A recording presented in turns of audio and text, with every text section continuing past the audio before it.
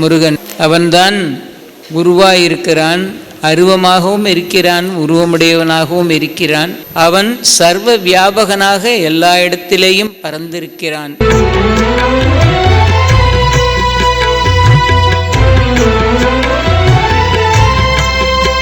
உலகம் யாவையும் தாமுழவாக்கலும் நிலைப்பெறுத்தலும் நீக்கலும் நீங்களா அழகிலா விளையாட்டுடையார் அவர் தலைவர் அன்னவர்க்கே சரண். நாங்கள் பேரன்புக்கும் பெரிதும் அடங்குதலுக்கும் உரிய பெரியோர்களே, அருமை தாயம்மர்களே, இனிய சகோதரிகளே, திருச்செந்தூர் அருள்மிகு சுப்பிரமணிய சுவாமி திருக்கோயில் கந்த சஷ்டி திருவிழாவை சீரோடும் பொலிவோடும் ஏற்பாடு செய்து அமைத்து நிகழ்த்தி கொண்டிருக்கிற திருக்கோயிலினுடைய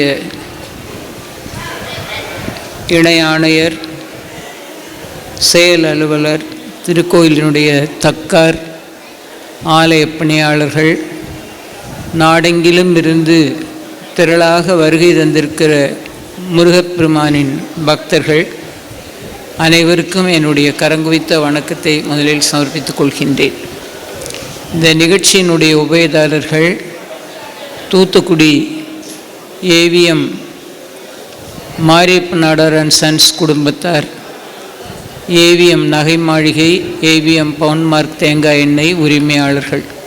நிகழ்ச்சியின் உபயதாரர்கள் என்கிற முறையில் அன்னாருக்கு என்னுடைய சார்பாகவும் உங்கள் சார்பாகவும் மனங்கனிந்த நன்றியை தெரிவித்துக் கொள்கின்றேன். அன்பர்களே, இன்றைய தினம் குருவாய் வருவான் குகன் என்கிற தலைப்பில் கடல் போல் பறந்திருக்கிற செய்திகளில் ஒரு சில துளிகளை மட்டும் காலத்தின் அருமை கருதி உங்களோடு பகிர்ந்து கொள்ள இருக்கின்றேன். எல்லோருக்கும் தெரிந்த பாடல், எல்லோரும் சொல்லுகிற பாடல். உருவாய் அருவாய் உழதாய் இலதாய் மறுவாய் மலராய் மணியாய் ஒளியாய் கருவாய் உயிராய் கதியாய் விதியாய் குருவாய் வருவாய் அருள்வாய் குகனே என்று அருணகிரிநாத பெருமான் பாடி அருளிய அபூர்வமான முருகன் ஸ்துதி. அவன்தான் குருவாயிருக்கிறான், அருவமாகவும் இருக்கிறான், உருவமுடையவனாகவும் இருக்கிறான், அருவுருவாகவும் இருக்கிறான், மலராகவும் மணியாகவும் அனைத்துமாகவும் இருக்கிறவன். சர்வமும் அவனுக்குள் அடக்கம்.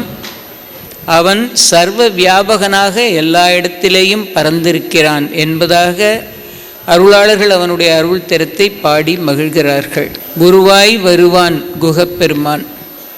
குரு என்பது மிகவும் உயர்ந்த ஒரு ஸ்தானம். மாதா பிதா குரு தெய்வம் என்று சொல்கிறோம். தாய் என்று சொன்ன மாத்திரத்தில் மாதா என்று சொன்ன மாத்திரத்தில் ஞாபகம் வரக்கூடியது என்ன என்றால் ஈடு இணையில்லாத அன்பு. அம்மாவைப் போல அன்பு பாராட்ட யாராலும் இயலாது. அம்மா என்றால் அன்பு. ஆக நமக்கு அன்பை தருகிறவள், நம்முடைய உடலை போஷித்து நோயில்லாமல் காப்பாற்றி நம்மை வளர்க்கிற கடமையை செய்கிறவர் நம் தந்தை. ஆக நம்முடைய தேக சௌக்கியத்தை பாதுகாக்கிற நம் தந்தை, அன்பை கொட்டி நம்மை வளர்க்கிற தாயார் மாதா பிதா. குரு எது நல்லது எது தீயது என்பதை பகுத்து நமக்கு நன்றாக உணர்த்தி நமக்கு சிறந்த அறிவை புகட்டக்கூடியவராகவும் ஞான மார்க்கத்தில் நம்மை நடத்தக்கூடியவராகவும் இருப்பவர் குரு. அதற்கு மேல் தெய்வம். நாம் எப்பொழுதெல்லாம் நினைந்து துதிக்கிறோமோ, எங்கே நினைத்தாலும் அங்கே வந்து நமக்கு அருள் பாலிக்கிற கருணை பிரவாகமாக இருக்கிற தெய்வம். இந்த நால்வருந்தான் நம் வாழ்க்கையில் மிக முக்கியமான ஸ்தானத்தில் வைக்கப்பட்டவர்கள் என்பதனால் மாதா பிதா குரு தெய்வம் என்றார்கள். குரு என்கிற ஸ்தானத்தில் இருந்து நம்முடைய குருநாதர்கள் எவ்வளவோ நல்ல கருத்துக்களை சிஷ்யர்கள் மூலமாக உலகம் முழுவதும் பரப்பி மக்கள் நல்வாழ்வு வாழ்வதற்கு பல்வேறு வகையில் வழிகாட்டி இருக்கிறார்கள். ஆதி குரு யார் என்று உங்கள் எல்லாருக்கும் தெரியும். ஆதி குருவாக இருக்கப்பட்டவர் தட்சிணாமூர்த்தி. சின்முத்திரை காட்டிக்கொண்டு கல்லால மரத்துக்கு அடியில் சனகாதி முனிவர்களுக்கு நடுவிலே அமர்ந்திருக்கிறார். பாடம் சொல்லக்கூடிய குரு வழக்கமாக பெரியவராக இருப்பார். பாடம் கேட்கக்கூடியவர்கள் இளையவர்களாக இருப்பார்கள். ஆசிரியருக்கு ஒரு 50 வயசு இருந்தால் படிக்கிற மாணவனுக்கு ஒரு 18-20 வயசு இருக்கலாம். அப்படி தான் இருக்கும் பொதுவாக. மாணவன் வயதில் குறைந்திருப்பான், ஆசிரியருக்கு வயது அதிகமாக இருக்கும். இது ஆச்சரியமாக தட்சிணாமூர்த்தியை சூழ இருக்கிறார்கள் சனகர், சனந்தர், சனாதனர், சனத்குமாரர் என்கிற பெரியோர்கள் 4 அமர்ந்திருக்கிறார்கள். அந்த சித்திரத்தை நீங்கள் பார்த்திருப்பீர்கள். சூழ இருக்கிறவர்கள் எல்லாம் மிகவும் வயதானவர்கள், தாடியோடு இருப்பார்கள், வயதானவர்களாக இருப்பார்கள். ஆனால் குருநாதராக இருக்கப்பட்டவர் அவர்களை விட என்றைக்கும் இளமையுடையவராக இருப்பார். கீழே அமர்ந்து அவர்களுக்கு ஞானத்தை போதிக்கிறார். மிக அழகான ஒரு முத்திரை, சின்முத்திரை. சின்முத்திரையின் மூலமாக ஒரு வார்த்தை பிரயோகம் கூட இல்லாமல் எவ்வளவோ பெரிய செய்தியை கொண்டு அவர்கள் மனதில் சேர்த்து விட்டார். 1000 வார்த்தைகள் சொன்னாலும் அதில் ஒரு வார்த்தை கூட மனதில் தங்காமல் போவது என்பது ஒரு வகை. ஆனால் ஒரு வார்த்தை கூட பேசாமல் ஒரு முத்திரை மூலமாக தான் சொல்ல நினைத்ததை சிஷ்யர்களுடைய மனதிற்கு உணர்த்தியவர் தட்சிணாமூர்த்தி. அதனால்தான் அவரை சொல்லாமல் சொன்னவரை அப்படின்னு சொல்லுகிறோம். கல்லாலின் புடை அமர்ந்து நான்மறை ஆரங்க முதல் கற்ற கேள்வி வல்லார்கள் 4 வாக்கிறந்த பூரணமாய் மறைக்கப்பாலாய் எல்லாமாய் அல்லதுமாய் இருந்ததனை இருந்தபடி இருந்து காட்டி சொல்லாமல் சொன்னவரை நினையாமல் நினைந்து பவத்தொடக்கை வெல்வாம் அப்படின்னு தட்சிணாமூர்த்தியை வணங்குறோம். சொல்லாமல் சொல்லுவது, ஒரு வார்த்தை பிரயோகம் கூட இல்லாமல் என்ன சொல்ல நினைத்தாரோ அதை அந்த சிஷ்யர்களுக்கு உபதேசம் பண்ணிவிட்டார். அவர்தான் ஆதி குரு. அந்த ஆதி குருவினுடைய திருவுருவத்தை நீங்கள் பார்த்தீர்கள் என்றால் சின்முத்திரை தாங்கிய கோலத்தில் அவர் இருக்கிறார். இந்த 2 விரல்கள் ஒன்றாக சேர்ந்திருக்கும், இந்த ஏனைய 3 விரல்களும் தனியாக இருக்கும். இதைத்தான் சின்முத்திரை என்று சொல்கிறோம். இப்பொழுது இந்த விரல்களினுடைய மகத்துவங்கள் எல்லாம் என்னென்ன இடத்தில் இந்த விரல்களில் இருக்கிற நரம்புகளில் உடலில் எந்தெந்த பாகங்கள் தொடர்பு கொண்டிருக்கிறது என்றெல்லாம் கண்டுபிடித்து இப்பொழுது சொல்லி வருகிறார்கள். ஆனால் காலங்கணிக்க முடியாத காலத்தில் பாருங்கள், சின்முத்திரை தாங்கிய சொரூபத்தில் தட்சிணாமூர்த்தி இருக்கிறார். அதன் மூலமாக சொல்லாமல் சொல்லிவிட்டார் சொல்ல வேண்டியதை. இப்படி நம்மை கையை காட்ட சொன்னால் வழக்கமாக நாம் இப்படி தான் கையை காட்டுவோம். கையை காட்ட அப்படின்னா அப்படி காட்டுவோம். அதை பார்க்குறவங்க சொல்லுவாங்க, 5 விரலும் கொஞ்சம் இடைவெளி விட்டு காட்டினோம்னா பார்க்குறவங்க சொல்லுவாங்க, உங்கள் கையில் காசே தங்காதே, செலவழிச்சுக்கிட்டே இருப்பீங்களே அப்படிம்பாங்க. இந்த இடைவெளி இல்லாமல் இப்படி காட்டினோமானா நீங்கள் ரொம்ப சிக்கனமாக இருப்பீங்க போல், உங்கள் கையில் நல்லா பணம் தங்கும், ராசியான கை அப்படி சொல்லுவார்கள். இப்படி நம்ம இஷ்டம் போல் எதையோ சொல்லி கொண்டு இருக்கிறோம். 5 விரல்களில் 3 விரல்களை இப்படி வைத்துவிட்டு இந்த கட்டை விரலையும் ஆள்காட்டி விரலையும் ஒன்றாக சேர்த்து அதான் சின்முத்திரை இப்படி காட்டுறார். சொல்லாமல் சொன்னார். சொல்லாமல் என்ன சொன்னார் என்றால், இந்த 5 விரலுக்கும் நாம் வச்சிருக்கிற பேர், இது கட்டை விரல், இது ஆள்காட்டி விரல், இது நடு விரல், இது மோதிரம் போட்டாலும் போடாட்டாலும் மோதிர விரல், இது சுண்டு விரல் அப்படின்னு வச்சுருக்கோம். ஆனால் அதற்கு ஆத்மார்த்தமான சூழலில் வேறு பெயர்கள் உண்டு. இது கட்டை விரல் அல்ல, இது கடவுளை காட்டும் விரல். கட்டை விரல் கடவுளை காட்டும் விரல். இது ஆள்காட்டி விரல் அல்ல, ஆத்மாவை காட்டும் விரல். அப்போ ஏனைய 3 விரல் இருக்கிறது அல்லவா, அந்த 3ம் பார்த்திங்கன்னா 3 விதமான, ஒன்று ஆணவம். அதுதான் இப்போது நாங்கள் உடனே பார்த்து கொடுத்து அனுப்பிடுவோம் அப்படின்னு சொல்லுவார்கள். அப்படி இல்லை, அந்த சிறப்பான ஒரு தகுதி எப்படி இருக்க வேண்டும் என்பது தான் அதில் ரொம்ப முக்கியமானது. அதனால் அதை வைத்து கொண்டு, அந்த மாதிரியான ஒரு சூழ்நிலையை வைத்து கொண்டு நாம் வேண்டியதை பார்த்து கொண்டே இருக்கலாம், செய்து கொண்டே இருக்கலாம் என்பதான ஒரு சூழ்நிலை. யாரையும் கெடுபிடி பண்ணாமல், இதுதான் கடைசி, இதில் தான் சேரணும், இப்படி தான் இருக்கணும் அப்படியெல்லாம் ஒன்றும் இல்லாமல், எந்த கெடுபிடியும் இல்லாமல் இயல்பாக இந்த சின்முத்திரையை காட்டிக்கொண்டு தட்சிணாமூர்த்தி ஆணவம், கன்மம், மாயை இந்த 3ஐயும் விளக்கிட்டு, இது ஆத்மாவை காட்டும் விரல், இது ஆண்டவனை காட்டும் விரல், இது ஆண்டவன், இது ஆத்மா. பாக்கி இருக்கிற 3 ஆணவம், கன்மம், மாயை. இது நாம் பிரித்தெடுக்க வேண்டிய விஷயங்கள். அதனால் இந்த 3ஐயும் விலக்கிவிட்டு நம்முடைய ஆத்மாவை ஆண்டவனை நோக்கி இணைக்க வேண்டும் என்கிற அறிவுரை தான் சின்முத்திரை மூலமாக நமக்கு தரப்படுகிற அறிவுரை. இதைத்தான் தட்சிணாமூர்த்தி சின்முத்திரை தாங்கிய வடிவத்தில் கல்லால மரத்துக்கு அடியில் சனகாதி முனிவர்கள் சூழ அமர்ந்திருக்கிறார் என்று பார்க்கிறோம். கல்லாலின் புடை அமர்ந்து நான்மறை ஆரங்கம் முதல் கற்ற கேள்வி வல்லார்கள் நால்வர்க்கும் கிறந்த பூரணமாய் மறைக்கப்பாலாய் எல்லாமாய் அல்லதுமாய் இருந்ததனை இருந்தபடி இருந்து காட்டி சொல்லாமல் சொன்னவரை நினையாமல் நினைந்து பவத்தொடக்கை வெல்வாம் அப்படின்னு அவரோட ஸ்தோத்திரம் வச்சுருக்கோம். ஒரு வார்த்தை பிரயோகம் கூட இல்லை. ஒரு 50 வார்த்தை ஒருத்தர் பேசினா கேட்டுட்டு இருக்கிற ஒருத்தருக்கு ஒரு 5 வார்த்தை புரியலாம். ஆனால் ஒரு வார்த்தை கூட பேசாமல் எப்படி புரியும் என்றால் மௌனத்தின் மூலமாக புரிய வைக்கிறார், முத்திரையின் மூலமாக புரிய வைக்கிறார். ஒரு சின்ன வார்த்தை பிரயோகம் கூட கிடையாது. அவரைத்தான் ஆதி குரு என்று சொல்கிறோம். தட்சிணாமூர்த்தி தான் ஆதி குரு. குரு என்று சொன்ன மாத்திரத்தில் நினைக்க வேண்டியவர் யார் என்று கேட்டால் தட்சிணாமூர்த்தி தான். குருவடிவாகி அப்படின்னு அந்த குரு ஸ்தானத்துக்கு அவ்வளோ முக்கியத்துவம் கொடுத்தார்கள். விநாயகர் அகவலை பாடும்போது அவ்வை பாடினாள் குருவடிவாகி, பிள்ளையார் குருவடிவாக. குவலையன் தன்னில் திருவடி வைத்து திறமிது பொருளென வாடா வகைதான் மகிழ்ந்தெனக்கருளி கோடாயுதத்தால் கொடுவினை களைந்து ஒட்டா உபதேசம் புகட்டியன் செவியில் தெவிட்டாத ஞான தெளிவையும் காட்டி ஐம்புலன் தன்னை அடக்கும் உபாயம் இன்புறு கருணையின் இனிதனக் கருளி கருவிகள் 4 தந்தனக் கருளி மலமுறு 3 மயக்கம் அறுத்து 9 வாயில் ஒரு மந்திரத்தால் 50 கதவை அடைப்பதும் காட்டி ஆராதாரத்து அங்கிசை நிலையும் பேரா நிறுத்தி பேச்சுரை அறுத்து இடைபிங்கலையின் எழுத்தறிவித்து கடையில் சுழுமனை கபாலமும் காட்டி 3 மண்டலத்தில் முட்டிய தூணின் 4 பாம்பின் 4 உணர்த்தி குண்டலி அதனில் கூடிய அசைவை விண்டெழு மந்திரம் வெளிப்பட உரைத்து மூலாதாரத்தில் மூண்டெழுங்கனலை காலால் எழுப்பும் கருத்தறிவித்து அமுத நிலையும் ஆதித்தன் இயக்கமும் குமுத சகாயன் குணத்தையும் கூறி இடைச்சக்கரத்தின் 8 நிலையும் உடல் சக்கரத்தின் உறுப்பையும் காட்டி ஷண்முக ஸ்தூலமும் சதுர்முக சூட்சமும் எண்முகமாக இனிதனக்கு அருளி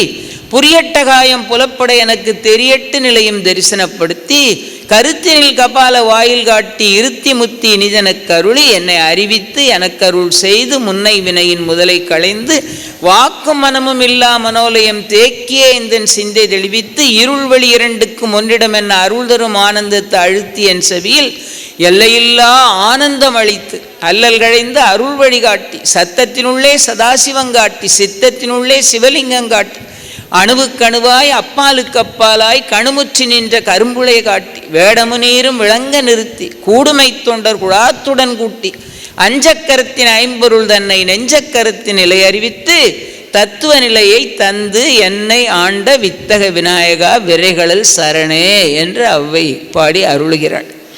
இந்த அவ்வை பாடும்போது அந்த விநாயகப் பெருமான் என்னென்ன அவ்வைக்கு அருள் பாலித்தாரோ அவைகளெல்லாம் குருமூர்த்தமாக வந்து விக்னேஸ்வர பெருமான் குருமூர்த்தமாக இருந்து குருவாக இருந்து இத்தனையும் அருள் பாலித்தார். ஆக ஆதி குருவாய் இருக்கப்பட்டவர் தட்சிணாமூர்த்தி. அவ்வைக்கு குருவடிவாய் வந்து அனைத்து சித்திகளையும் வழங்கியவர் நம்முடைய வழிபாட்டுக்கு முதல்வராக இருக்கிற விக்னேஸ்வர பெருமான். நாம் படிக்கிறோம் நம்முடைய புராணங்களில் ஈசன் ஆதி குருவாய் இருந்தார் என்று பல செய்திகள் நம்முடைய சமய நூல்களில் இருக்கிறது. அதில் ஒன்றை மட்டும் சொல்லுகிறேன். பார்வதி பரமேஸ்வராளுக்கு வடபுலத்தில் கல்யாணம் நடந்த கதை உங்கள் எல்லாருக்கும் தெரியும். வடபுலத்தில் கல்யாணம் நடக்கிறது பார்வதிக்கும் பரமேஸ்வரர். இது காண கிடைக்காத திருமணம் என்று இதை பார்ப்பதற்காக எல்லாரும் கூட்டம் கூட்டமாக போய்விட்டார்கள். தேவாய் தேவர்கள், யட்சர்கள், கிம்புருடர்கள், கிண்ணறர்கள், முனிவர்கள், தபசிகள், இப்படி கூட்டம் கூட்டமாக எல்லாரும். தேவாய் தேவர்களே 30 கோடி பேர். பாக்கி பேருக்கெல்லாம் கணக்கு எப்படி இருக்கும் பாருங்கள். அவ்வளோ பேரும் ஒன்றா போய் வடபுலத்தில் காண கிடைக்காத இந்த திருமணத்தை பார்க்க போயிட்டாங்க. இவங்க அத்தனை பேரும் போனதுனால வடநாடு பாரம் தாங்க முடியாமல் கீழே இறங்கி தென்னாடு மேலே போயிடுச்சு. பூமி சமம் இல்லாமல் ஆயிடுச்சு. வடகோடு தாழ்ந்து தென்கோடு உயர்ந்தது. ஒரு கல்யாணம் நடக்கும்போது பூமி சமமாக இருக்கணுமா இல்லையா? இதை சமப்படுத்த என்ன செய்யலாம் என்றால் ஈசன் தென்புலத்துக்கு வந்தால் தான் பூமி சமமாகும். ஏன்னா அவ்வளவு கூட்டம் வடபுலத்தில் இருக்கு. ஆனால் அவர் திருமண கோலத்தில் இருக்கிறார், வர முடியாது.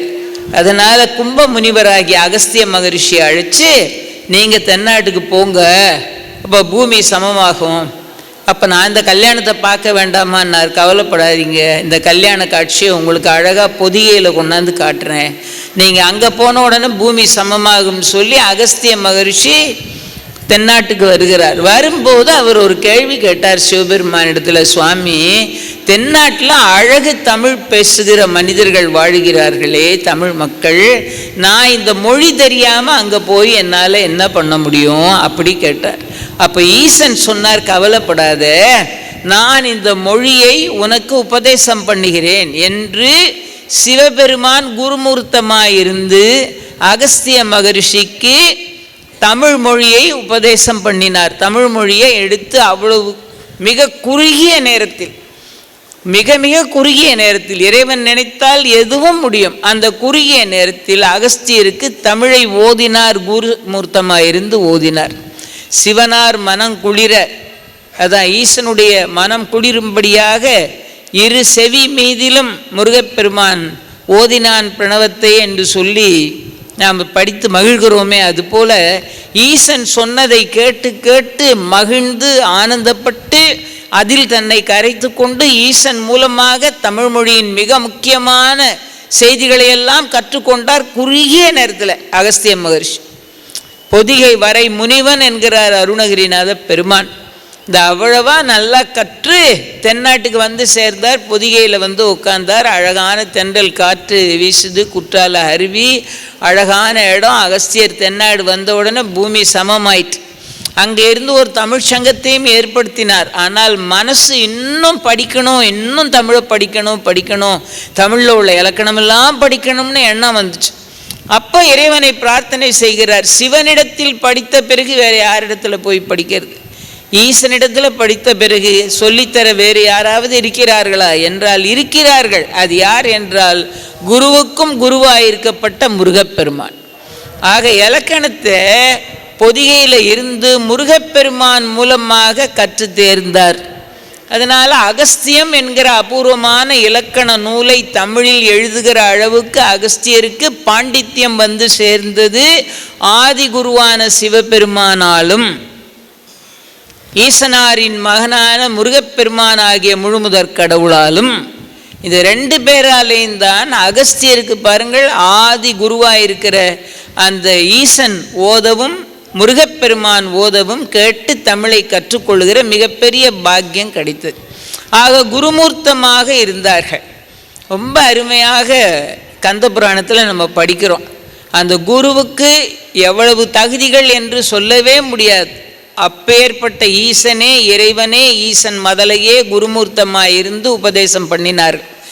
அதை வாங்கிக்கிட்டாரே அந்த சிஷ்யர் அகஸ்தியர், அவருடைய தகுதியும் சாதாரணமானதல்ல. கும்ப முனிவர் அவரும் அவ்வளவு தகுதி உடையவர். ஆக தகுதி உடையவர்களாக இருந்த குருமூர்த்தங்களிடத்திலிருந்து தகுதி உடையவராக இருந்த சிஷ்யர் வாங்கி கொண்டார் அப்படின்னு பார்க்குறோம். இங்கே அருமையாக அருணகிரிநாத பெருமான் சொல்லுகிறார், குருவாக இருந்து என்னை வழிநடத்தியவன் முருகப்பெருமான். முருகன் இல்லை என்றால் அருணகிரியார் இல்லை. முருகனை சொல்லாமல் அருணகிரியாரை சொல்லவே முடியாது. அருணகிரிநாதருக்கு குருமூர்த்தமாயிருந்து முருகப்பெருமான் என்னென்ன செய்ய வேண்டுமோ அனைத்தையும் செய்தான் அப்படின்னு நம்ம படிக்கிறோம்.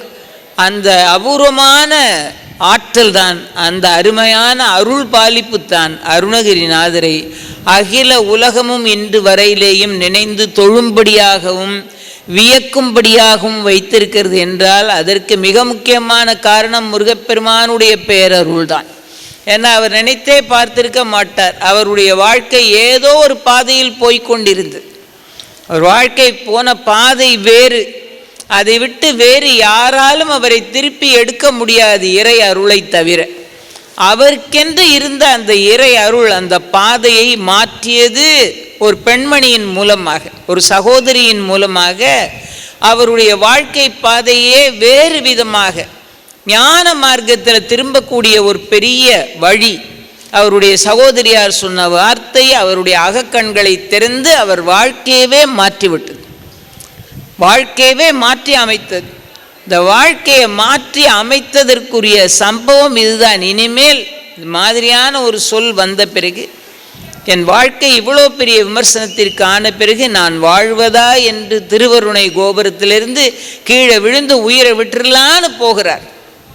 உயிரை விட்டு விடுவோம் என்று நினைத்துத்தான் கோபுரத்து மேலிருந்து கீழே குதிக்கலாம் போனார். ஆனால் குதிக்கும் போது சும்மா குதிச்சிருந்தா எலும்ப கூட எண்ணியிருக்க முடியாது. சும்மா குதிக்கும் போது ஒரு 3 எழுத்தை சொல்லிக்கிட்டு குதிச்சிட்டார். அந்த 3 எழுத்து தான் மொழிக்கு துணை முருகா என்னும் நாமங்கள்னு பாடினார்ல. முருகாங்கிறது ஒரு நாமந்தான். விழிக்கு துணை திருமென்மலர் பாதங்கள், பாதம் 2. மெய்மை குன்றா மொழிக்கு துணை முருகா என்னும் நாமங்கள்ங்கிறார். முருகாங்கிறது ஒரு நாமம் தானே. முன்பு செய்த பழிக்கு துணை 12 தோளும் பயந்ததனி வழிக்கு துணை வடிவேலும் செங்கோடன் மயூரமுமே. மற்ற எல்லாம் சரி. ஆனால் மொழிக்கு துணை முருகா என்னும் நாமங்கள்னு சொன்னாரேன்னு கேட்டால் அதுக்கு நம்முடைய பெருமக்கள் வியாக்கியானம் எழுதினாங்க.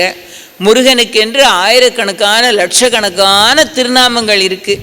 ஆனால் எல்லாத்துக்கும் முதன்மையானது முருகாங்கிற திருநாமம். அது நீ முருகான்னு சொன்னாலேயே நீ அவனுடைய எல்லா நாமங்களையும் சொன்னதா பொருள். முருகான்னு சொன்னாலேயே எல்லா நாமத்தையும் சொல்லி அழைத்ததாக முருகன் எடுத்துக்கொண்டு உனக்கு அருள் பாலித்து விடுவான். அதனால்தான் அந்த ஏக நாமத்தை மொழிக்கு துணை முருகா என்னும் நாமங்கள்னு பாடினார் அருணகிரிநாத பெருமான். மேலிருந்து குதிச்சுட்டா எலும்பு கூட எண்ண முடியாது. ஆனால் அந்த நாமாவை சொல்லிக்கிட்டு குதிச்சிட்டார். முருகான்னு சொல்லிட்டு குதிச்சார். 2 பஞ்சு கரங்கள் அவரை தாங்கி கொண்டது. முருகன் தடுத்தாட்கொண்டான், தாங்கி கொண்டான், தடுத்தாட்கொண்டான். இப்பொழுது முருகன் பேசுகிறான் பாருங்கள். முருகன் சொன்னான், வயலூருக்கு வாய். வயலூருக்கு போனார். என்ன பாடு அப்படிங்கிறார். பாட்டு தெரியாதே, நான் என்ன பாடுவேன், எனக்கு பாட தெரியாதே, நான் அடியெடுத்து கொடுக்கிறேன் பாடு. அவன் திருவருள் இருந்தால் எதுவும் சாத்தியம். அடியெடுத்து கொடுத்தார். முத்தை தருன்னு அடியெடுத்து கொடுத்து தானே நம்ம படிக்கிறோம் அவர் வரலாற்றில். முத்தை தரு பத்தி திருநகை அத்திக்கிரை சத்தி சரவண முத்துக்கொரு வித்து குருபர என ஓதும் முக்கட்பர மர்க்கு சுருதியின் முற்பட்டது கற்பித்திருவரு 30 வர்க்கத்தமரரும் அடிப்பேன 10 தலை தத்தக்கணை கொடு ஒற்றைக்கிரி மற்றை பொழுதூர் பட்டப்பகல் வட்டத்திகிரியில் இரவாக பக்தர்கிற தத்தை கடவிய பச்சை புயல் மெச்ச தகுபொருள் பட்சத்தோடு ரட்சித்தருள்வதும் ஒரு நாளே. தித்தித்தைய ஒத்த பரிபுரம் நிறுத்தப்பதம் வைத்து பைரவி திக்கொக்க நடிக்க கழுதோடு கழுதாட திக்குப்பெரிய அட்டப்பைரவர் தொக்கு தொகு தொக்கு தொகு தொகு சித்திரப்பவுரிக்கு திரிகடக என போத கொத்துப்பறை கொட்ட களமிசை குக்கு குகு குக்கு குகு குத்திப்புதை புக்கு பிடி என முதுகூகை கொட்புற்றள நட்பற்ற உணரை வெட்டிப்பலி இட்டுக்குலகிரி குத்துப்பட ஒத்துப்பொறவல பெருமாளேன்னு பாடி முடிச்சுட்டு அவர் பாடின அழகான முதல் திருப்புகழ். அவ்வளவு அழகாக முத்தை தருன்னு தொடங்கி பாடினார். இந்த பாட்டை பாட அடி எடுத்து கொடுத்தவன் முருகன். இந்த பாட்டை பாடுறார். பாட அந்த பாட்டை பாருங்க. முத்து போன்ற வரிசையான பற்களையுடைய தேவசேனையின் மணாளரே அந்த பாட்டோட அர்த்தம். அத்திக்கிரை சத்தி சரவண முத்துக்கோரு வித்து குருபர என ஓதும். குருநாதராக குருபரனாக இருந்து அருள் பாலிக்கிறவர் அப்படின்னு அந்த பாட்டில் இருக்கிறதெல்லாம் எப்படி சூராதி அவுணர்களை போர்க்களத்தில் வென்று தேவாதி தேவர்களை காத்து ரட்சித்த கதை தான் இந்த பாட்டில் இருக்குது. முருகனுடைய பெருமைகளில் முதன்மையானது அதுதானே. அதை வச்சு தான் முதல் பாட்டை பாடினார். ஆனால் இந்த பாட்டை அடியெடுத்து கொடுக்க பாடி முடித்தார். முடித்த உடனே முருகன் சொன்னார், இந்த பாட்டில் எல்லாம் அழகான பாட்டு. ஆனால் இந்த பாட்டில் என்னோட சேவல் இல்லை, என்னோட மயில் இல்லை, எனக்கு விருப்பமான கடப்ப மாலை இல்லை, என்னோட 6 திருமுகம் இல்லை, என்னோட 12 தோள் இல்லை, என்னோட திருவடி இல்லை, என்னோட சேவல் இல்லை, என்னுடைய மயிலும் இல்லை, இதையெல்லாம் வச்சு இனிமே பாடு அப்படின்னார். இவ்வளவு தூரம் முருகன் நேராக அருணகிரிநாதரிடத்தில் பேசுகிறான் என்றால் எப்படி பாருங்கள். நீங்கள் பார்த்தீங்களான்னு கேட்க போகிறீங்களா? அருணகிரிநாத பெருமான் திருப்புகளில் பதிவு செய்கிறார். இதையெல்லாம் வச்சு பாடுன்னு சொன்னாயே முருகா, இப்படி நீ சொன்னதை நான் மறக்கவே மாட்டேன். அப்போ அவர் எதையெல்லாம் வச்சு பாடுன்னு சொன்னாரோ அதெல்லாம் இந்த பாட்டு முத்தை தருங்கிற பாட்டில் இருக்கான்னு பார்த்தோமானா கிடையாது. இதையெல்லாம் வச்சு இனிமே பாடுன்னு சொல்லிட்டு அருணகிரிநாதரோட பாட்டுக்கு பேர் வச்சா முருகன். உன் பாட்டை இந்த உலகம் திருப்புகள் என்று சொல்லும்னு பேர் வச்சு. இந்த பாட்டுக்கு பேர் வச்சதும் முருகன் தான், திருப்புகள் என்று. அதையும் பாருங்கள். அதை அருணகிரிநாத பெருமான் ஒரு அழகான திருப்புகளாக பாடுறார். முருகா இதையெல்லாம் வச்சு பாடுன்னு நீ சொன்னியே, அதை நான் மறுக்க மாட்டேன். இது ஒரு குருமூர்த்தமாக இருந்து முருகன் செய்கிற அருளி செயல் தானே. அடியெடுத்து கொடுக்கறது குருமூர்த்தமாயிருது. இப்போ என்னெல்லாம் வச்சு பாடணும்னு வந்து சொன்னாரே, அதுவும் குருமூர்த்தமாக வந்து சொன்னது தான். அழகான பாட்டு. அருணகிரிநாத பெருமான் பொய்யா கணபதி முன்னால் போய் பாடுறார். அதில் சொன்னார், இதெல்லாம் வச்சு பாடுன்னு சொன்னியே, அதை நான் மறக்கவே மாட்டேன் அப்படின்னு பாடுறார். நான் எப்பவும் சொல்கிறது உண்டு, என்னன்னா ஒரே ஒரு திருப்புகள், எல்லா திருப்புகளும் அருணகிரிநாதர் பாடுறார். ஒரே ஒரு திருப்புகள் மட்டும் அதிசயமான திருப்புகள் ஒன்று என்னன்னா, பாதி முருகன் பாடினா மீதி அருணகிரிநாதர் பாடினார். அந்த முருகன் பாடின பகுதி இருக்குல்ல, அதில் இதையெல்லாம் வச்சு பாடுன்னு முருகன் பேசுகிறார். பொய்யா கணபதி முன்னால் நடந்தது இது. அழகா பாடினார் பாருங்கள். பக்கரை விசித்திரமணி பொற்கலனை இட்ட நடை பட்சியன முக்கரதுரக முனீப பக்குவ மலர்த்தொடையும் அக்குவடு பட்டொழிய பட்டுருவ விட்டருள்கை வடிவேல் திக்கது மதிக்க வரும் குக்குடமும் ரட்சை தரு சிற்றடியும் முற்றிய பன்னிரு தோளும் செய்ப்பதியும் வைத்து உயர் திருப்புகள் செப்பு. இதுவரைக்கும் முருகன் பேசினது. செய்ப்பதியும் வைத்து உயர் திருப்புகள் செப்பு. பக்கரை விசித்திரமணி பொற்கலனை இட்ட நடை பட்சியனும் உக்கர துரகம் மயில் நீப பக்குவ மலர் தொடை கடப்ப மாலை அக்குவடு பட்டொழிய பட்டுருவ விட்டருகை வடிவேல் திக்கது மதிக்க வரும் குக்குடம் கோழிக்கொடி ரட்சை தரு சிற்றடி திருவடி சிற்றடியும் முற்றிய பன்னிரு தோளும் செய்ப்பதி வயலூர் செய்ப்பதியும் வைத்து, இந்த ஏழையும் வச்சு செய்ப்பதியும் வைத்து திருப்புகழ் பாடு, செய்ப்பதியும் வைத்து உயர் திருப்புகழ் பாடு என்று முருகப்பெருமான் பாடினான். எதையெல்லாம் திருப்புகளில் வச்சு பாடணும்னு முருகன் சொன்னான்.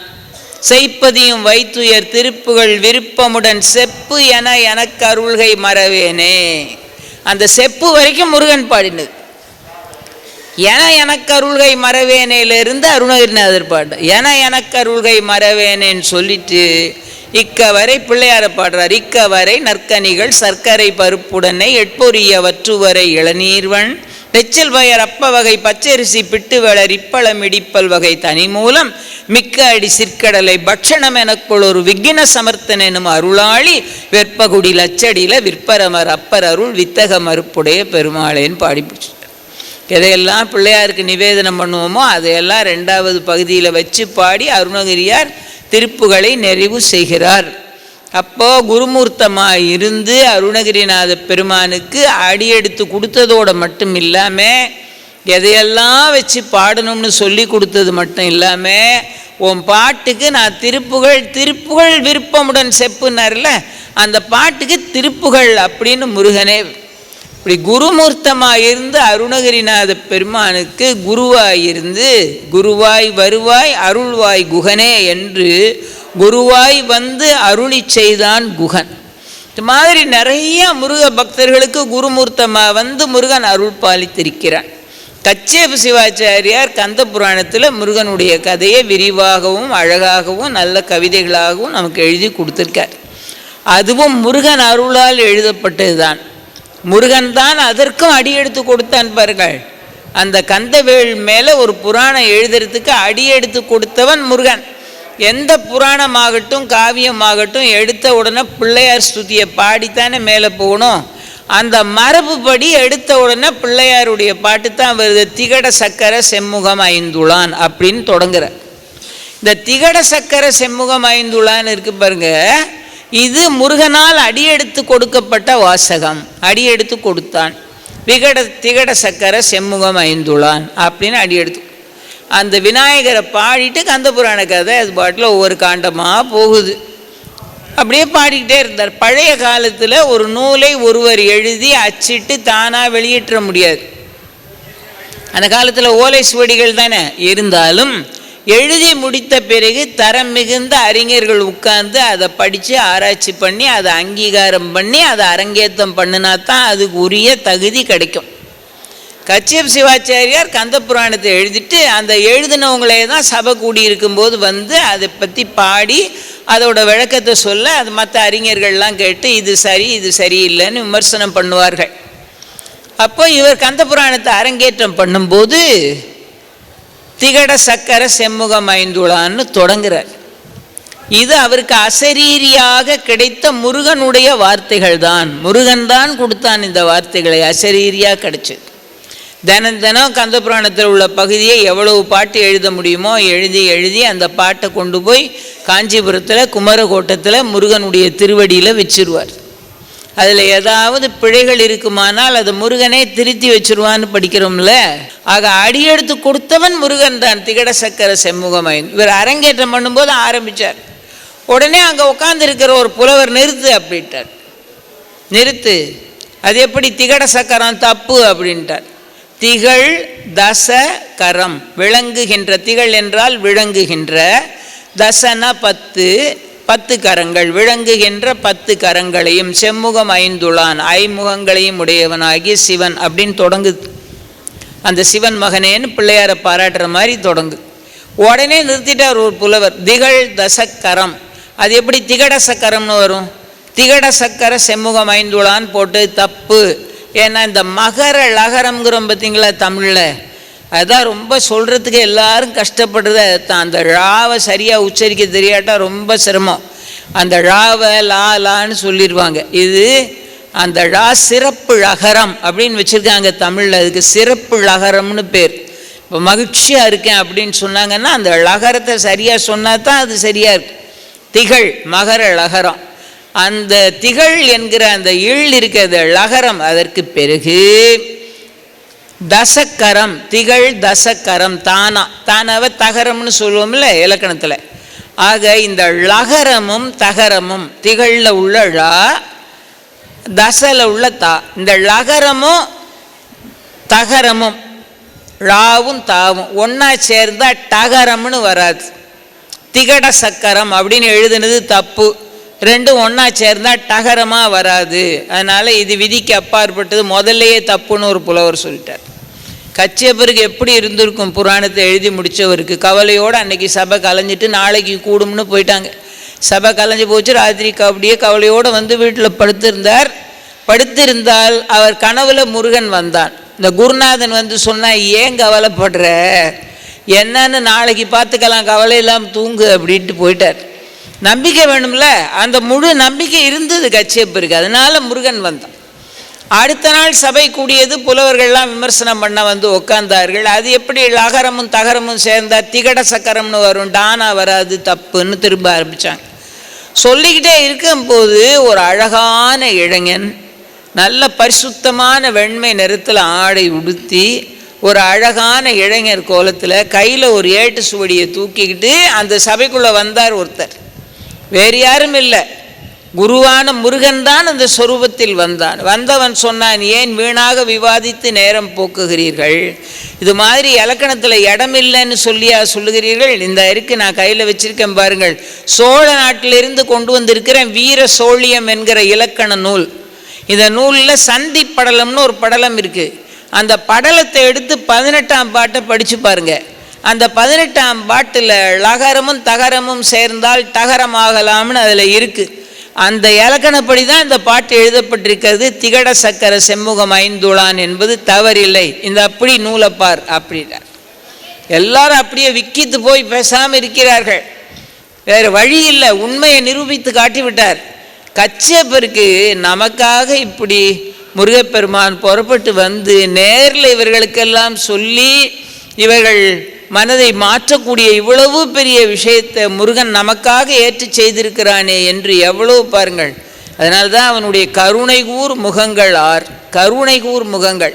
அடியார்கள் மேல் அவனுக்கு இருந்த அன்பு அப்படிப்பட்டது. இப்பேற்பட்ட ஒரு அருமையான பனுவல் நம்ம கிடைக்காம போயிடக்கூடாது என்று கச்சியப்பருக்காக குருமூர்த்தமாக வந்து சேர்ந்தார். அதே மாதிரி ஆதிசங்கர பகவத் பாதர் பாருங்கள், ஜகத்குருங்கிறோமே, சுப்பிரமணிய பெருமான் மேலே புஜங்கம் பாடினார். புஜங்க ஸ்தோத்திரம், சுப்பிரமணிய புஜங்கம். அதில் அவர் என்ன சொல்லுகிறார்னு பாருங்கள். நஜானாமி சப்தம், எனக்கு சப்தங்களை பற்றிலாம் ஒன்றுமே தெரியாது. ஒருத்தர் கவிதை பாடணுமானா சப்தங்களை பற்றி நல்லா தெரிஞ்சிருக்கணும். சப்தங்களை பற்றி ஒன்றும் தெரியாது. அப்புறமா பாட்டை பற்றி ஒன்றும் தெரியாது. ஸ்லோகனை பற்றி ஒன்றும் தெரியாது. நான் எப்படித்தான் எழுத போகிறேன்? நஜானாமி சப்தம், நஜானாமி சார்த்தம், எனக்கு அர்த்தமும் தெரியாது. நஜானாமி சார்த்தம், நஜானாமி பத்தியம், நஜானாமி கத்தியம், எனக்கு ஸ்லோகனும் தெரியாது, வேறு எதுவுமே தெரியாது. ஆனால் எப்படி இந்த புஜங்கத்தை பாடுறேன்?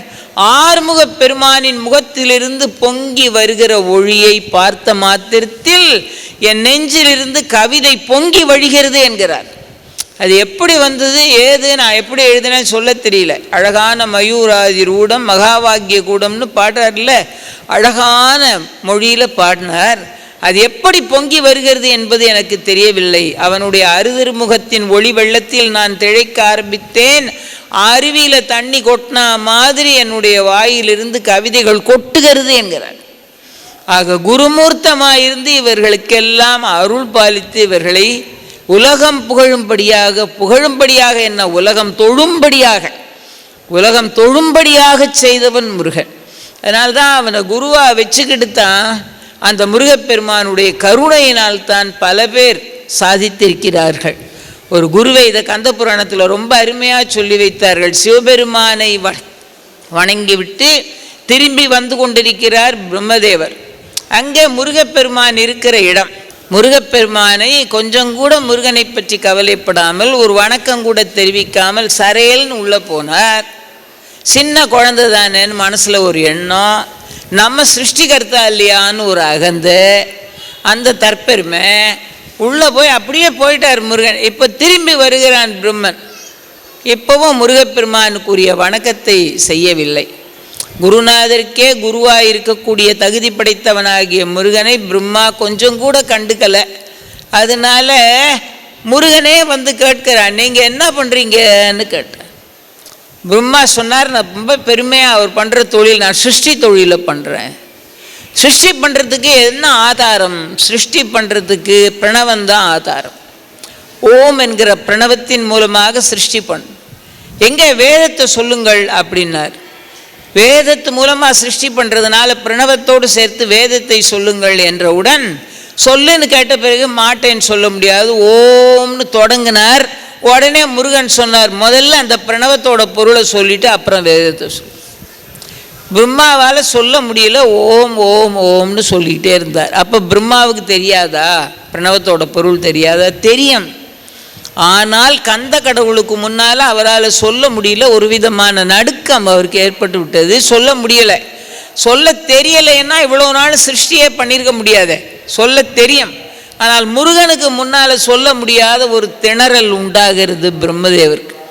இதை அழகாக நம்ம வாக்கீச கலாநிதி கீவா ஜெகநாதன் ஐயா ரொம்ப அழகாக சொல்லுவாங்க. மழவரங்கர் அப்படின்னு சொல்லி ஒரு சிற்றரசர் இருந்தார். தமிழ் புலவர்களை ரொம்ப ஆதரிக்கிறவர். யார் நல்லா பாடினாலும் கூப்பிட்டு வச்சு பாட சொல்லி கேட்டு சந்தோஷப்படுவார். அவர் சபையில் அனந்த கிருஷ்ண சாஸ்திரியார்னு ஒரு பெரும் புலவர் இருந்தார். அவர் ஒரு நாள் மழவரங்கர் இடத்துல சொன்னார், ஐயா இந்த மாதிரி ஒரு நல்ல புலவர் இருக்கிறாரு, ஒரு சாஸ்திரி, அவர் தான் எனக்கு எவ்வளவோ கற்றுக் கொடுத்தவர், என்னை விட பெரியவர், ஒரு நாள் நம்ம சபைக்கு அவரை கூட்டிகிட்டு வரேன், நீங்கள் மரியாதை பண்ணணும்னார். சரின்னார் மழவரங்கர். இவருக்கும் குருவாக இருந்து சொல்லி கொடுத்த அந்த பெரியவர் அழைச்சிக்கிட்டு வந்தார். அந்த பெரியவருக்கு ரொம்ப எளிமையான வாழ்க்கை வாழக்கூடியவர். இந்த அரண்மனையை பார்த்த உடனே அவருக்கு அப்படியே பிரமிப்பாக இருக்குது. அங்கே இருக்கிற தோரணை எல்லாம் பார்த்த உடனே கொஞ்சம் நடுக்கமாகவும் இருக்குது, பயமாகவும் இருக்குது. பெரிய அறிஞர் தான். நீங்கள் எந்த ஊரில் இருந்து வரீங்க, யார் அப்படின்னு மழவரங்கர் கேட்குறார். உடனே இந்த அனந்த சாஸ்திரியாருடைய குருஸ்தானத்தில் இருக்கப்பட்ட அவ்வளோ பெரியவர் அந்த நடுக்கத்தினால என்ன சொல்லிட்டார் பாருங்கள், நான் ராமமங்கலம் கோழி சாஸ்திரி அப்படின்னார். இப்படி ஒரு பேர் இருக்கவா செய்து கோழி சாஸ்திரின்னு அப்படின்னு மழவரங்கர் கேட்குறார். அவர் சொல்ல வேண்டியது என்னன்னா, என் ஊர் கோழிமங்கலம், என் பேர் சாஸ்திரி அப்படின்னு சொல்லணும். அவர் என்ன பண்ணார், அந்த ராமா தூக்கி இங்கே போட்டுட்டு கோழி சாஸ்திரி ராமமங்கலம்ங்கிறார். கோழிமங்கலம் ராம சாஸ்திரின்னு இல்லையா சொல்லணும், இவர் ராமமங்கலம் கோழி சாஸ்திரின்னார். உடனே மழவரங்கர் சிரிச்சிட்டார்.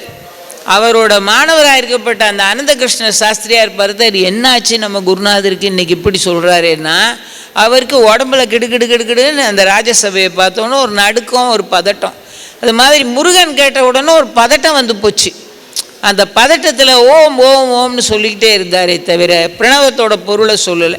பிரணவத்தினுடைய பொருள் சொல்ல தெரியாமலா சிருஷ்டி செய்கிறாய் அப்படின்னு பிரம்மதேவரை குட்டி சிறையில் போடுன்னு சொல்லிட்டார் முருகன். அப்புறம் விடுவிக்கிறதுக்கு சிவபெருமானே வந்து இல்லையா கேட்க வேண்டியது இருக்குது. முருகா இப்படி செய்யலாமா, பிரம்மாவை சிறையில் வைக்கலாமா, விட்டுருன்னு சிவபெருமான் வந்து சொன்ன பிறகு விடுறார். அதே நேரத்தில் ஒரு கல்லில் 2 மாங்கான்னு சொல்லுவாங்களே, அந்த மாதிரி சிவனுக்கு ஆசை. ஏன் இந்த பிரணவத்தினுடைய பொருளை முருகன்கிட்டையே கேட்டா என்ன அப்படின்னு, முருகா அந்த பிரம்மாட்ட நீ கேட்டியே அந்த பிரணவத்தோட பொருளை எனக்கு சொல்லேன் அப்படின்னார். ஏன்னா அவர் 2 செவியும் குளிரணுமா, எனக்கு சொல்லேன் அப்படின்னார். அப்போ சொல், நான் கேட்டு தெரிந்து கொள்கிறேன்னு ஒருத்தர் சொல்லணுமானா அப்போ சிவபெருமானாகவே இருந்தாலும் சிஷ்யபாவத்தில் இருக்கணும். முருகப்பெருமான் இளையவராக இருந்தாலும் அவர் குருஸ்தானத்தில் இருக்கணும். குருஸ்தானத்தில் இருந்தார் முருகன், சிஷ்யபாவத்தில் இருந்தார் சிவபெருமான். கையெடுத்து வாயை புதைத்து கொண்டு தலையை சற்றே குனிந்து சிஷ்யபாவத்தில் அந்த முருகப்பெருமான் சொல்லக்கூடிய பிரணவத்தினுடைய பொருளை கேட்டு 2 காதலையும் கேட்டு இந்த காதலை கேட்டாச்சு, இங்கே அம்பாள் இடது பக்கம் அவளும் ரசிக்கட்டும்னு உபதேச மந்திரம் 2 செவியின் மீதும் பகர் குருநாதன்னு பாடினாங்கள். சிவனார் மனம் குளிர உபதேச மந்திரம் 2 செவி மீதிலும் பகர் குருநாதன். ஏன்னா இது சிவனுக்குரிய இடம், இது அம்பாளுக்குரியது. 2 பேரும் கேட்டு ஆனந்தப்படட்டுமே. ஓம் என்கிற பிரணவம், அதை வச்சு தான் எல்லாமே தொடக்கம். சகல அக்ஷரங்களுக்கும் ஆதி மூலமானது ஓம் என்கிற பிரணவந்தான். வேதத்தினுடைய தொடக்கமும் முடிவும் ஓம் என்கிற பிரணவந்தான். இந்த சப்த அலை சாமானியமானது அல்ல. இந்த உலகத்தை விட்டு மேலே வானில் பறந்து சென்றால் வானம் என்கிறோம். அந்த ஆகாசத்தையும் தாண்டி போயிட்டா அதை அண்ட வெளி என்கிறோம். அந்த அண்ட வெளியிலும் சரி, ஆகாசத்திலும் சரி, பூமியிலும் சரி, இடைவிடாமல் ஒலித்து கொண்டிருக்கிற நாதம் ஓம் என்கிற பிரணவம். எதுவுமே இல்லாமல் இருக்கிற சூன்யமான இடத்துலையும் ஓம் என்கிற பிரணவம் கேட்கும். கலகல சலசலன்னு சப்தங்கள் ஒன்னோட ஒன்று மோதிட்டு இருக்கிற ஒரு இடத்துக்கு வெளியே இருந்து கேட்டாலும் ஓம் என்கிற சப்தம் கேட்கும். ஒரு பெரிய சந்தை கடை அவ்வளோ பெரிய சப்தமாக இருக்குது. வெளியே இருந்து பார்த்தா எல்லாரும் பேசுறது, கூவுறது, குரல் எல்லாம் ஒன்றா சேர்ந்து பெரிய சத்தமாக கேட்குது. வெளியே இருக்கிறவன் கேட்டான், இங்கே என்ன இருக்குது, ஓன்னு சத்தமாக இருக்கேன்னா. ஏன் வேறு வார்த்தையை சொல்ல, ஆன்னு சத்தமாக இருக்கே, கான்னு சத்தமாக இருக்கே, என்ன சொல்கிறாங்க, ஓன்னு சத்தமாக இருக்கேன்னா. பல ஒலிகள் ஒன்றா சேரும்போது கிடைக்கிற ஒலி ஓம் என்கிற பிரணவம் தான். இது மாதிரி ஒன்றுமே இல்லாத இடத்துலையும் பிரணவம் தான். ஒரு காலி பானை வாங்கி காதில் வச்சு பாருங்க, உள்ளே இருந்து சப்தம் கேட்குது, ஓம்னு தான் சத்தம் கேட்குது. வேதத்தை தொடங்கும் போதும் ஓம்னு சொல்லணும், வேதத்தை நிறைவு செய்கிற போதும் ஓம் என்கிற பிரணவத்தை சொல்லணும். ரொம்ப அழகாக சொன்னார்கள். பரமேஸ்வரனா இருக்கிற ஈஸ்வரனுடைய பீடம் ஓம் என்கிற பிரணவம் என்று சொன்னார்கள். இப்போ ஓம் என்றால் அகரம், உகரம், மகரம், இந்த 3 ஆ உ மா, இந்த 3 ஒன்றா சேர்ந்தால் ஓம் என்கிற பிரணவம்.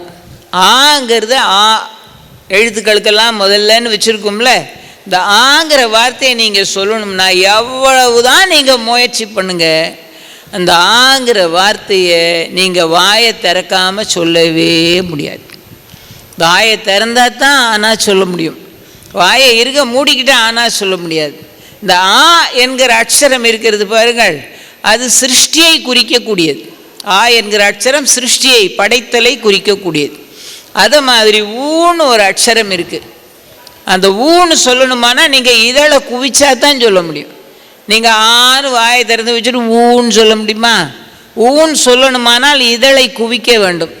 அது ஸ்திதி. ஸ்திதி என்றால் காப்பாற்றுவது, பாதுகாப்பது, காப்பாற்றுவது. ஆக படைத்தல் என்று சொல்லுகிறோமே, அதற்குரிய அக்ஷரமாக இருக்கிற அகரம். ஸ்திதி என்று சொல்லப்படக்கூடிய காப்பதுன்னு சொல்கிறோமே, அதற்குரிய அக்ஷரமாக இருக்கக்கூடியது உகரம். அப்புறம் மகரம், மான்னு சொன்னீங்கன்னா இதழோட இதழ் ஒன்றா சேர்ந்தா தான் மான்னு சொல்ல முடியும். இந்த 2 இதழும் ஒட்டாமல் மான்னு சொல்ல முடியாது. அந்த மகரம் என்பது சம்ஹாரத்தை குறிக்கக்கூடியது. ஆக சிருஷ்டி, ஸ்திதி, சம்ஹாரம், இந்த 3ஐயும் குறிக்கிற அகரம், உகரம், மகரம், இது 3 ஒன்றா சேர்ந்தால் ஓம் என்கிற பிரணவம். அப்போ அதுதான் சகல அக்ஷரங்களிலும் மேலானது, அதுதான் சகல சப்தங்களிலும் மேலானது, அதுதான். அதனால தான் காசியில் போய் அங்கு உயிர் விட நேர்ந்தவர்களின் காதில் சிவபெருமானே ஓம் என்கின்ற பிரணவத்தை ஓதுகிறார்னு படிக்கிறோம். ஆக இந்த பிரணவத்தினுடைய சிறப்புகளை எல்லாம் முருகப்பெருமான் சிவபெருமானின் இரு செவியும் குளிரும்படியாக முருகப்பெருமான் சொன்னார் அப்படின்னு படிக்கிறோம். நமக்கு எவ்வளவோ ஆனந்தமாக இருக்கிறது அதை படிக்கும்போது. சிவனார் மனம் குளிர இரு செவி மீதிலும் பகர் குருநாதனாக இருந்தவன் முருகன். அதனால் அதை கேட்டு ஆனந்தப்பட்டு சிஷ்யபாவத்திலிருந்து சிவனே கேட்டார்னா எவ்வளோ பெரிய விஷயம் பாருங்கள்.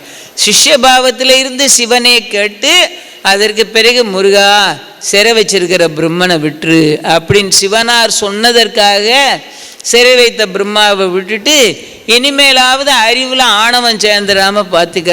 அது சேர்ந்துட்டா அந்த அறிவு யாருக்குமே பயன்படாமல் போய்விடும். அழகாக சொன்னார்கள் நம்முடைய பெரியோர்கள். இந்த குரு தத்துவத்தை பற்றி சொல்லும்போது ஒருத்தனுக்கு பொட்டி நிறையா பணம் இருக்கலாம், ஒரு 5-6 பேங்க்கில் அக்கௌண்ட் வச்சு எவ்வளவோ கோடிக்கணக்காக சம்பாதிச்சு வச்சுருக்கலாம். அவனுக்குன்னு ஒரு நல்ல குடும்பம் இருக்கலாம், அழகான மனைவி இருக்கலாம், பண்பானவளாக இருக்கலாம், நல்ல குழந்தைகள் இருக்கலாம், புகழோடு இருக்கலாம், வயல் இருக்கலாம், வீடு இருக்கலாம், வாசல் இருக்கலாம், மாடு இருக்கலாம், மனை இருக்கலாம், எல்லாம் இருக்கலாம். ஆனால் அவன் மனதானது ஒரு குருவினுடைய பாதத்தில் போய் தங்கலைன்னா அவன் இருந்து என்ன பிரயோஜனம் என்றார். ஒரு குருவோட திருவடியில் அவன் மனசு தங்கலைன்னா எவ்வளவு சௌக்கியங்களும் அவனுக்கு இருந்து யாதொரு பிரயோஜனமும் இல்லை என்றார்கள். திருநாராயணபுரம்னு ஒரு இடம். அந்த திருநாராயணபுரத்தில் சோமயாஜின்னு ஒரு பக்தர் இருந்தார். கிருஷ்ணர் மேலே ரொம்ப பக்தி. எப்பவும் சுவாமி தனியாக இருந்தாருன்னா பார்த்து பார்த்து ஆனந்தப்பட்டு அந்த சோமயாஜி நல்லா பாடுவார், அதே நேரத்தில் நல்லா ஆடவும் செய்வார். அவர் பாடி பாடி சுவாமிக்கு முன்னால் அப்படியே ஆடிக்கிட்டு இருப்பார். இவர் ஆடிக்கிட்டே இருந்தார், பாடிட்டே இருந்தார். சுவாமி பார்த்தார், கிருஷ்ணர் அந்த கோவிலில் சுவாமி பார்த்தார். பகவான் என்ன செஞ்சார், இவர் ஆட ஆரம்பித்த உடனே அவரும் ஆட ஆரம்பிச்சிட்டார். ஆக தனியாக இவர் இருக்கும்போதெல்லாம் எப்போவெல்லாம் ஆடுறாரோ அப்போவெல்லாம் கூட சேர்ந்து கிருஷ்ணரும் அவர் இருக்கிற இடத்துல இருந்து ஆடி ஆடி காட்டுவார். ஒரு நாள் சோமயாஜி கிருஷ்ணரை கேட்டார், இந்த பாரு, நான் முதல்ல தனியாக தான் பாடினேன் ஆடினேன், ஆனால் கொஞ்ச நாள் கழித்து என் ஆட்டத்தை பார்த்து பார்த்து நீயும் என் கூட சேர்ந்து ஆட ஆரம்பிச்சிட்டேன். இப்போ என்ன ஆச்சுன்னா நான் பாட்டு மட்டும்தான் பாடுறேன், என் பாட்டுக்கு நீ தான் ஆடிட்டே இருக்க, ரொம்ப சந்தோஷமாக இருக்கு. சரி இதெல்லாம் பண்ணுறேன் இல்லையா, எனக்கு எப்போ மோட்சம் கொடுப்ப, எனக்கு மோட்சம் கொடுத்துருவியா அப்படின்னு கேட்டார். அதுக்கு கிருஷ்ணர் சொன்னார், இது நடந்தது திருநாராயணபுரங்கிற இடத்துல. அதுக்கு கிருஷ்ணர் சொன்னார், அதெல்லாம் என்கிட்ட வச்சுக்காத, அது வேணும்னா மோட்சகதி வேணும்னா ஒரு நல்ல குருவோட காலை போய் பிடினார். கிருஷ்ணர் சொன்னார் திருநாராயணபுரத்தில், ஒரு நல்ல கதி கிடைக்கணும்னா ஒரு குருவோட காலை போய் பிடி. அப்போ நான் பாடினதுக்கு நீ ஆடின அப்படின்னார் இவர். அவர் சொன்னார், நான் பாடினதுக்கும் நீ பாடினதுக்கும் நான் ஆடினதுக்கும் சரியாக போச்சு, நீ பாடினா அதுக்கு நான் ஆடினேன், ரெண்டுக்கும் சரியாக போச்சு. ஆனால் மோட்சம் முக்தின்னு என்கிட்ட வராது, அது ஒரு நல்ல குருவோட காலை போய் பிடிச்சிக்க, அப்போ தான் அது கிடைக்கும் அப்படின்னார். அப்படின்னா அந்த குருநாதருடைய சிறப்பை எவ்வளோ தூரம் சொல்லியிருக்கிறார்கள் பாருங்கள், எவ்வளோ உயர்வாக சொல்லியிருக்கிறார்கள். அதனால்தான் நம்ம நாட்டில் அந்த குரு பரம்பரை அவ்வளோ. விஷ்ணு சஹஸ்ரநாமத்தில் பார்த்தோன்னு இப்போவும் ஒரு சிஷ்யன் கையில் தர்பையை எடுத்துக்கிட்டு தானே குருநாதரை சந்திக்கிறதுக்காக போகிறான். போகிறவன் அவருக்கு நமஸ்காரம் பண்ணும்போதே எந்த குருநாதரை தேடி போகிறானோ அவருடைய பாரம்பரியத்தை சொல்லி அவருடைய தீட்சா நாமத்தை சொல்லி அப்புறம் வணங்கணும். ஒரு குரு உட்கார்ந்துருந்தாருன்னா இவன் அவர் முன்னால் தரையில் தான் உட்காரணுமே தவிர சமமான ஆசனத்தில் உட்காரக்கூடாது. அப்புறமா ஒரு குரு இருந்தார்னா அவர் கையெடுத்து வாயில் வச்சு இப்படியே வாயை மூடிக்கொண்டு தான் அவரிடத்தில் பேச வேண்டும். அவ்வளோ கண்ணியமாக ஒரு குருவினிடத்தில் நடந்து கொள்ள வேண்டும் என்று வைத்தார்கள். குருநாதர்களுக்குரிய சிறப்பம்சங்கள் என்னென்ன, சிஷ்யர்களுக்குரிய சிறப்புகள்லாம் என்னென்ன அப்படிலாம் சொல்லி வைத்தார்கள். அப்படிப்பட்ட ஒரு நல்ல குரு கிடைக்கிற மாதிரி ஒரு பாக்கியம் வேறு ஒன்றும் கிடையாது. உனக்கு அளவற்ற செல்வம் இருந்தாலும், அருமையான குடும்பம் இருந்தாலும், அள்ள குறையாத பணம் இருந்தாலும், எவ்வளோ மாடு மனை சுகபோகங்கள் இருந்தாலும், உன் மனசு மட்டும் ஒரு குருவோட திருவடியில் இல்லாமல் போனால் என்ன பிரயோஜனம், யாதொரு புண்ணியமும் கிடையாது அப்படின்னு சொல்லிவிட்டார். அப்படிப்பட்ட சிறப்பை பாரம்பரியமாக உணர்த்தினார்கள் நம்முடைய பெரியோர். இன்றைக்கும் விஷ்ணு சஹஸ்ரநாமம் கேட்கும்போது வியாசாய விஷ்ணு ரூபாய வியாசரூபாய விஷ்ணவேன்னு கேட்குறோம் பாருங்கள். அது வரத்துக்கு முன்னாடியே அந்த பரம்பரையை சொல்வார்கள். வியாசம் வசிஷ்ட நப்தாரம் சக்தே பௌத்திரம கல்மஷம் பராசராத்மஜம் வந்தே சுகதாதிம் தபோனிதிம்னு சொல்கிறோம்ல, அந்த பரம்பரையை சொல்லி அதற்கு பிறகு கொண்டு வந்து வியாசரோடு கொண்டு வந்து முடிப்பார்கள். அது ஒரு குருநாதரை சந்திக்க போனாலேயே அப்படி சொல்லித்தான் வணங்க வேண்டும் என்று சட்டம் வைத்திருந்தார்கள். இப்படிப்பட்ட பல பேருக்கு அருணகிரிநாதர், கச்சேப் சிவாச்சாரியார், ஆதிசங்கரர் மட்டுமில்லை, எத்தனையோ பேருக்கு குருமூர்த்தமாக இருந்து அருள் பாலித்திருக்கிறான் முருகப்பெருமான். ரொம்ப அபூர்வமாக வள்ளிமலை ஒரு அருமையான இடம், இயற்கை எழில் கொழிக்கிற ஒரு அபூர்வமான இடம். அந்த இடத்துல குகை பகுதியில் பர்வதராஜன் குன்று என்கிற இடத்துல இருந்து நீண்ட நெடுங்காலமாக தபஸ் பண்ணி ஆன்ம லாபத்தை அடைந்து பல பேருக்கும் வழிகாட்டிய சச்சிதானந்த சுவாமிகள் இருந்தார் அந்த வள்ளிமலையில். ஏன் சொல்கிறேன்னா, திருப்புகளை பாடி கொடுத்தவர் அருணகிரிநாதர், ஆனால் அது பரவும்படியாக செய்தவர். அதை எழுத்து வடிவமாக பதிப்பிச்சு கொடுத்தவங்க வானாத்தானா சுப்பிரமணிய பிள்ளையும் செங்கல்வராய பிள்ளை அவர்களும். மொத்தம் 10,000 பாட்டு பாடியிருக்கார் அருணகிரிநாதர். அவங்க இடமாக காலால் நடந்து போய் தேடி கீடி கண்டுபிடிச்சி எடுத்தது 1331 பாட்டு மட்டும்தான் திருப்புகழ். மீதியெல்லாம் அங்கங்கே ஏடுகளில் எங்கே நிற்குதோ தெரியாது. ஆனால் இந்த 1331 தேடி பிடிக்கிறதுக்கு அவங்கப்பட்ட சிரமங்கள் சாதாரணமானதில்லை. அவங்க தேடி பிடிச்சாங்க. அதுக்கப்புறம் அதை பரப்புகிற வேலையை செஞ்சார் வள்ளிமலை சச்சிதானந்த சுவாமிகள். அந்த திருப்புகளை பரப்புகிற வேலையை அவ்வளோ அருமையாக செய்தார். அதனால்தான் நமக்கெல்லாம் இவ்வளவாவது திருப்புகள் தெரியக்கூடிய நிலைமைக்கு வந்திருக்கிறது என்றால் அது அந்த மகான் செய்த பெரிய விஷயம்தான். அவர் மைசூர் மகாராஜா கிட்ட அவருடைய சொந்தக்காரர் ஒருத்தர் சமயக்காரராக இருந்தார். அப்போ அந்த சச்சிதானந்த சுவாமிகளாகிறதுக்கு முன்னால் ஒரு சாமானிய மனுஷராக இருக்கும்போது அவர் சொன்னார், நான் மைசூர் மகாராஜாவுக்கு சமயக்காரனாக இருக்கேன். அவர் அடிக்கடி பயணம் போவார். அந்த பயணம் போகும்போது அவருக்கு சமைக்கிறதுக்கு ஒரு ஆள் தேவைப்படுது. அதனால் பயணத்துக்கு சமையல்காரனா நீ இருந்தேன்னா நல்ல சம்பளம் கிடைக்கும்னு சொன்னோடனே இவர் மைசூர் மகாராஜாவுக்கு பயண சமையல்காரராக போயிட்டார். சமையல்காரராக போய் அங்கே வேலை பார்த்துக்கிட்டு இருக்கும்போது வயிற்று நோய் வந்துடுச்சு. அப்பர் சுவாமிகளுக்கு சூளை நோய் வந்த மாதிரி. இதை எப்படி தீர்க்க போகிறேன்னு கதறுவார். அப்போ அந்த மைசூரில் அந்த மடப்பள்ளியில் வேலை பார்த்துக்கிட்டு இருந்த ஒருத்தர் சொன்னார், ஏன் நீ பழனி ஆண்டவர்கிட்ட போய் கேட்க வேண்டியது தானே, அவர் தான் பவரோக வைத்தியநாதன், போய் கேட்டேன்னா என்ன நோயாக இருந்தாலும் குணப்படுத்த மாட்டாரான்னு அவர் சொல்கிறார். இவர் மூலமாக முருகன் நமக்கு சொல்கிறான் அப்படின்னு சொல்லி பழனியில் தொண்டு செஞ்சுக்கிட்டு பழனி முருகனை வணங்கிட்டு அங்கே உள்ள அபிஷேக பாலை வாங்கி அருந்திக்கிட்டு இருந்தார். வயிற்று வலி சரியாக போச்சு. சரியாக போன பிறகு முருகன் கனவுல சொல்கிறான், நீ புறப்பட்டு நேராக திருவண்ணாமலைக்கு போ அப்படின்ட்டு. அங்கேருந்து நேராக திருவண்ணாமலைக்கு போனால் அங்கே இருக்கிற அண்ணாமலையாரை தரிசனம் பண்ணி உண்ணாமலை அம்பிகையை தரிசனம் பண்ணி அப்புறமா மனசில் வரக்கூடியது ரமண மகரிஷி தானே, இந்த ரமணரை போய் சந்திக்கணும்னு சொல்லி போகிறார். எல்லாரும் காத்திருக்கிறாங்க ரமணரை சந்திக்கிறதுக்கு. அவர் இருக்கிற இடத்து வாசலில் காத்திருக்காங்க. அவர் திடீர்னு உள்ளே இருந்து ஒரு தடியை பிடித்து கொண்டு ஒரு கோவனாண்டியா வாசலில் இருந்து அந்த குரு காட்சி கொடுக்குறார்.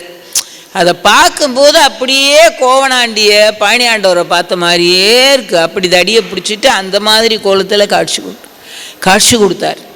அந்த ரமணருடைய திருக்காட்சி அவர் மனசுக்கு அவ்வளவு ஆனந்தம். அந்த ஆசிரமத்தில் இருந்து திருப்புகள் பாடிட்டு இருப்பார்.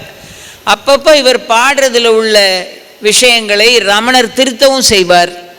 இவர் திருப்புகள் பாடுறதை கேட்டு கேட்டு ரசிப்பார்.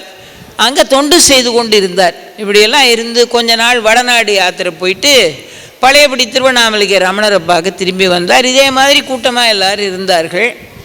இவர் பார்த்து வணங்கிட்டு இருந்தார். ரமணர் இவரை பார்த்து வள்ளிமலை சச்சிதானந்த சுவாமிகளை பார்த்து ரமணர் சொல்கிறார், சீக்கிரமாக கீழே இறங்கிப்போ, மலையை விட்டு கீழே இறங்குங்க. இவருக்கு என்ன பண்ணனே தெரியல. நம்ம உண்மையான பக்தியோடு அவர் திருவடியை பிடிச்சிருக்கோம், நம்மளை மலையை விட்டு கீழே இறங்க சொல்கிறாரு. அவர் இருக்கிற மலையை விட்டு கீழே இறங்க ஏன் சொல்கிறாருன்னு புரியல. ஆனாலும் ஒரு குரு கட்டளைக்கு பண்ணிடணுமா இல்லையா, அதை கேட்டு மலையை விட்டு கீழே இறங்குறார். கீழே இறங்குனா மலையை விட்டு கீழே இறங்கி பார்க்குறார். ஒருத்தர் ஓடி இவரை கட்டிக்கிறார். யாருடா நம்மளை கட்டிக்கிறான்னு பார்த்தா வேற யாரும் கிடையாது, சேஷாத்திரி பிரம்மம். சேஷாத்திரி சுவாமிகள் இவரை கட்டிக்கிறார். கட்டிக்கிட்டு ரொம்ப ஆச்சு. அப்போ தான் புரியுது, நீ கீழே இறங்கு, அவசரமாக கீழே இறங்கு கீழே இறங்கு, நீ ஏன் ரமணர் சொன்னார்னு இப்போ தான் புரியுது. சேஷாத்திரி சுவாமிகள் கட்டிக்கிட்டார். அவரை கட்டி கொண்டு குருமூர்த்தமாக இருந்து சிவ மானச பூஜா ஸ்தவம் என்கிற அந்த அபூர்வமான ஸ்தோத்திர பாமாலையில் 4வது ஸ்லோகனை இவருக்கு செவி மலர்களில் அந்த மந்திரத்தை உபதேசித்தார். தொட்டு ஸ்பரிச தீட்சை கொடுக்கலாம், கண்ணால் நயன தீட்சை கொடுக்கலாம், ஒரு உரிய மந்திரத்தை சொல்லி வைத்து மந்திர தீட்சையும் கொடுக்கலாம். ஆக சேஷாத்திரி மகான் மூலமாக ஒரு மந்திர தீட்சை கிடைக்க போகுது இருக்குங்கிறத முன்னால் தெரிந்து கொண்டு சீக்கிரமாக கீழே இறங்கு, மலையை விட்டு சீக்கிரமாக கீழே இறங்கு, சீக்கிரமாக கீழே இறங்கு. அப்போ அந்த பூஜா ஸ்தவத்தினுடைய அந்த 4வது ஸ்லோகத்தை சொல்லிட்டு அதோட பொருள் என்னன்னு உனக்கு தெரியுமா? தெரியாதுட்டார். அப்போ சேஷாத்திரி சுவாமிகள் சொன்னார், அந்த ஸ்லோகத்தோட பொருள் வேற ஒன்றும் இல்லை, இறைவா நீ தான் என்னுடைய உயிர், நீ என்னுடைய உயிர். அம்பாள் இருக்காளே உன்னுடைய வாமபாகத்தில், அவள் என்னுடைய புத்தியில் ஆட்சி செய்கிறவள். என்னுடைய தேகம் இருக்கிறதே அது நீ உரைகிற க்ஷேத்திரம். என்னோட பேச்சு இருக்கே அது உன்னோட ஸ்தோத்திரம். என்னோட நடை இருக்கிறதே அது உன்னை நான் பிரதட்சணம் பண்ணுறது. என் கைகள் குவிவது நான் உன்னை வணங்குவது. நான் செய்கிற சகல செயல்களும் உனக்கு அர்ப்பணம், அவையெல்லாம் உனக்கு ஆராதனை. இதுதான் இந்த ஸ்லோகத்தோட அர்த்தம் அப்படின்னு அவர் சொல்லி கொடுத்துட்டு அவர் கேட்டார். இவரை பார்த்து சேஷாத்திரி சுவாமிகள் கேட்டார், உனக்கு திருப்புகள் தானே உனக்கு மந்திரம் அப்படின்ட்டார். ஆமான்னு சொல்கிறார் இவர். ஆமாம், திருப்புகள் தான் எனக்கு. இதை மாதிரி கருத்துள்ள திருப்புகள் இருக்கா அப்படின்னு கேட்குறார். எனதும் யானும் வேறாகி இருக்குல்ல, எனதும் யானும் வேறாகி, அப்புறமா எவரும் யாதும் யானாகும், இதய பாவனாதீதம் அருள்வாயேன்னு திருப்புகளில் இருக்குன்னார். அடே அப்பா அப்படின்னு, அதான் உனக்கு மகா மந்திரம், வேற ஒன்றுமே தேவையில்லை, அதை கட்டியாக பிடிச்சிக்க. அப்போ இந்த பேதம்லாம் இல்லாத உன்னதமான நிலைமையை பார்த்து ஆனந்திக்கலாம் என்று சொன்னார். சேஷாத்திரி பிரம்மம் குருவாக இருந்து குருமூர்த்தமாக இருந்து உபதேசம் பண்ணார் சச்சிதானந்த சுவாமிகளுக்கு. குருவாய் இப்படி பல பேருக்கு அருள் பாலித்திருக்கிறான் குகன். அதனால்தான் அருணகிரிநாத பெருமான் குருவாய் வருவாய் அருள்வாய் குகனே என்று பாடி துதித்து நம்மையும் ஆற்றுப்படுத்துகிறார் என்று சொல்ல நினைத்த விஷயங்களில் காலத்தின் அருமை கருதி கொஞ்சமாக உங்களுக்கு சொல்லியிருக்கிறேன்.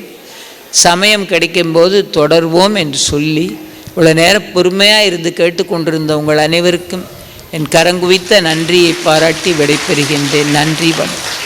ஆறு தடந்தோள் வாழ்க, அறுமுகம் வாழ்க, வெற்பை கூர் சேதனிவேல் வாழ்க, குடம் வாழ்க, செவ்வேளேறிய மங்கை வாழ்க, யானைத நனங்கு வாழ்க, மாறில்லா வள்ளி வாழ்க, வாழ்க சீரடியார். நம பார்வதி பதே. தென்னாடுடைய சிவனே போற்றி, தற்கிறைவா போற்றி, வெற்றிவேல் முருகனுக்கு அரோ.